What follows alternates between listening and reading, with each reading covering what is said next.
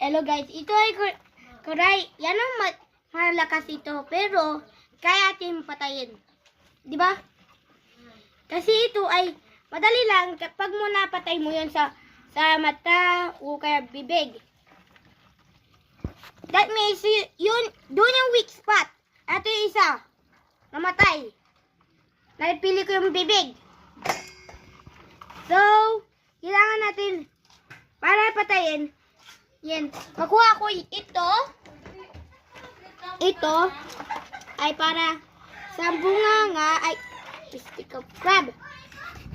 Sa bunganga o kaya sa mata gusto mo kahit saan ay pwede mo yun.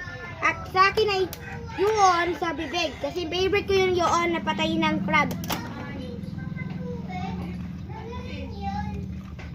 Oh, patay na. Pero pag siya yung buhay pa, patayin mo siya, diyan mo, gayaanin mo. Pag buhay pa, pero takot lang ako. Bye bye guys.